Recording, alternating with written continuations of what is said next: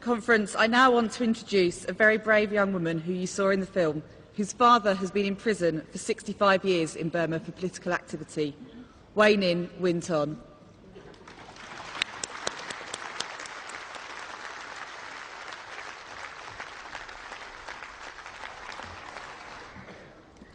The first time I saw my father was through bars in his jail cell. I was only 4 years old.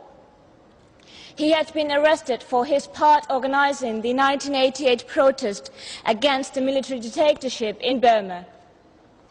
Again, now he is in jail, serving the 65 years and 6 months for his peaceful involvement in 2007 uprising. He is very ill.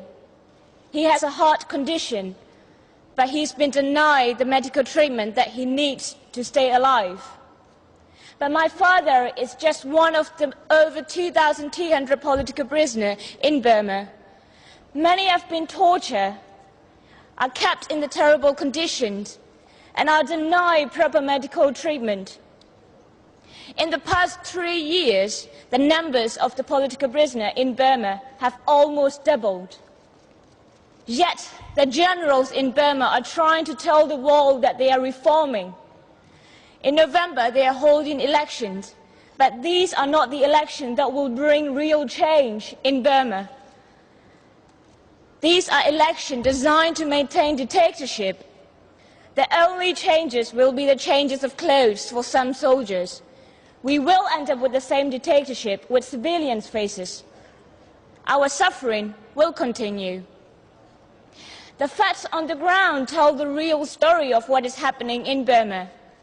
Our leader, Aung San Suu Kyi, still remains in detention. Her party, the National League for Democracy, has been banned. Anyone speaking against the dictatorship faces jails even for making a joke or writing a poem. The media censorship is increasing. In eastern Burma, the military attacks against the ethnic civilians have continued. In recent months, Burma Campaign UK has received reports of schools being mortar bombed, villages being burned, even children and babies being shot.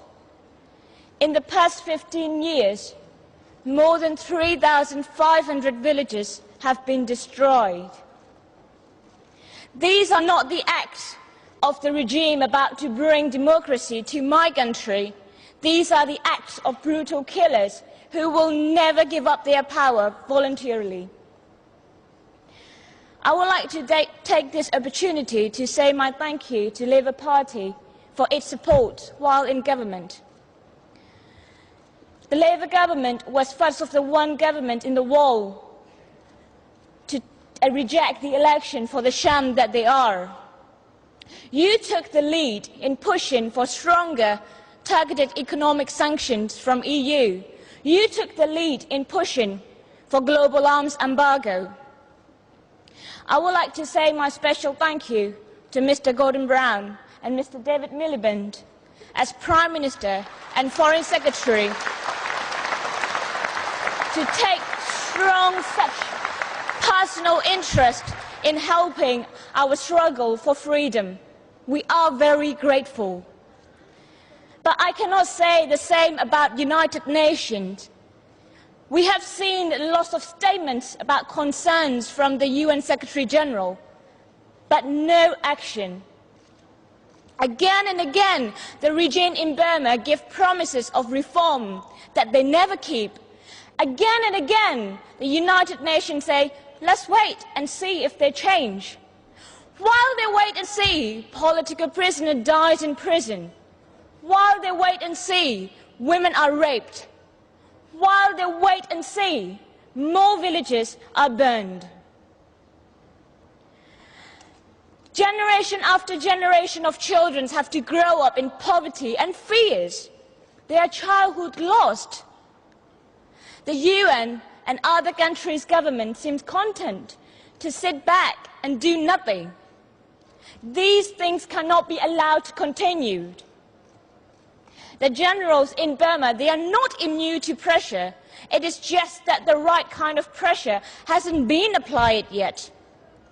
It is vital that international pressure is maintained. We need to use every single tool we can to pressure the generals to enter the dialogue with Aung San Suu Kyi and ethnic representatives. We need stronger and better targeted economic sanctions. We need the world to unite behind the UN-led initiative to force the regime into negotiation. We need UN Commission of Inquiry into war crimes and crimes against humanity in Burma. After this election, the new constitution will legalize dictatorship in Burma. All repressive laws will remain in place, including the law that is used to keep my father in jail. There are times I almost lose hope. There are times I think I will never see my father again in my life. But I think of his bravery. After all, despite how he has been suffered, he has never given up. And I know he never will. And I know we can win our freedom. But we need your help. You were there for South Africa, but please be with us for Burma and help us win our freedom. Thank you.